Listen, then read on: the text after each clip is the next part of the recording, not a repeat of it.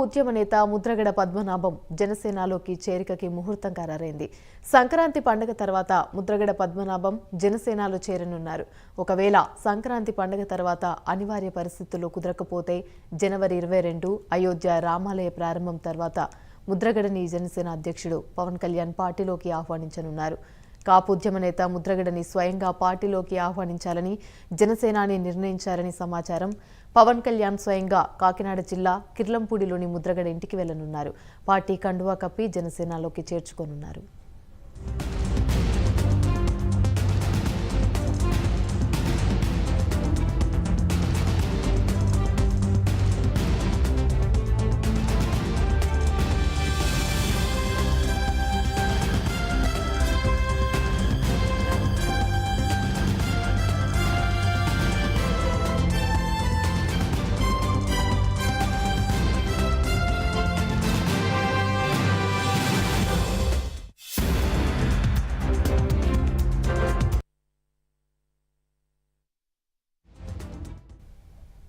కాపు ఉద్యమ నేత ముద్రగడ పద్మనాభం జనసేనలోకి చేరికకి ముహూర్తం ఖరారైంది.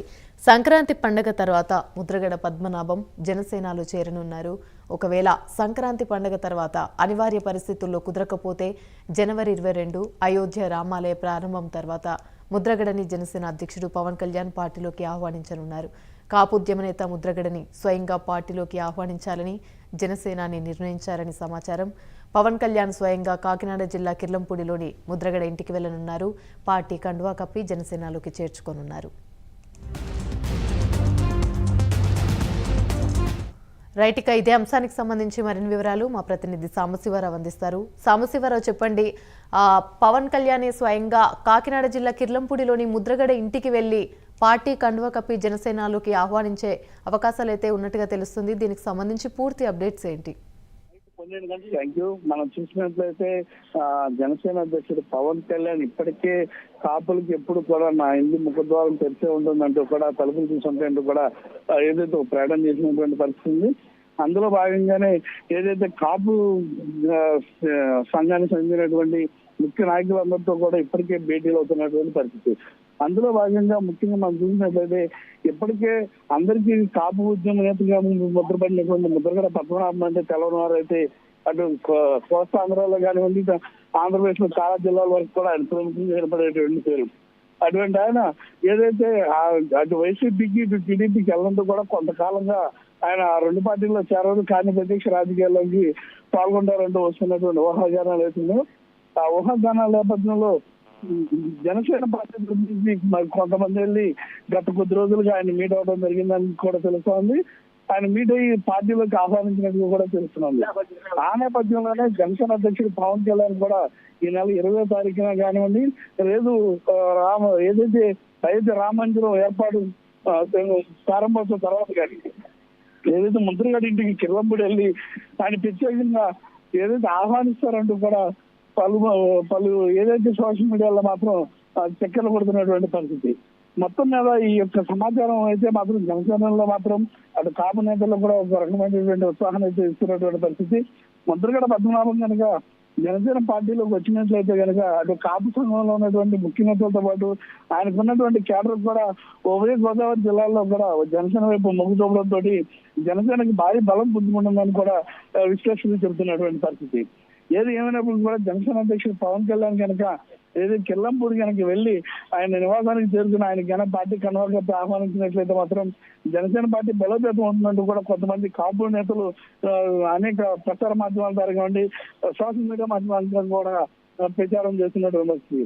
ఈ మొత్తం మీద మనం చూసినట్లయితే జనసేన అధ్యక్షుడు పవన్ కళ్యాణ్ 20 తర్వాత కానీ మరి ఆ తర్వాత కానీ 20వ తారీఖు కానీ ఆ తర్వాత కానీ ఏదో ఒకసారి మాత్రం ఆయన కిర్లంపూడి వెళ్తారని అయితే వస్తున్నటువంటి వార్తలు ఏదైతే ఉన్నాయో ఆ వార్తలన్నీ కూడా సోషల్ మాధ్యమాల్లో వస్తున్నటువంటి పరిస్థితి. అది ఏదేమైనప్పటికీ కూడా కలిసి మాత్రం నడవాలంటూ కూడా కాపు సంఘాలు అయితే చెప్తున్నటువంటి పరిస్థితి. రైట్, ఇక ఇదే అంశానికి సంబంధించి మరిన్ని వివరాలు మా ప్రతినిధి వర్మ అందిస్తారు. వర్మ, చెప్పండి. ముద్రగడ పద్మనాభం జనసేనలోకి ముహూర్తం ఖరారైనట్టుగా తెలుస్తుంది. దీనికి సంబంధించి పూర్తి అప్డేట్స్ ఏంటి? పవన్ కళ్యాణ్ స్వయంగా ముద్రగడ ఇంటికి వెళ్ళి జనసేనలోకి పార్టీ కండువా కప్పి ఆహ్వానించే అవకాశాలు కనిపిస్తున్నట్టుగా తెలుస్తుంది. అప్డేట్స్ ఏంటి?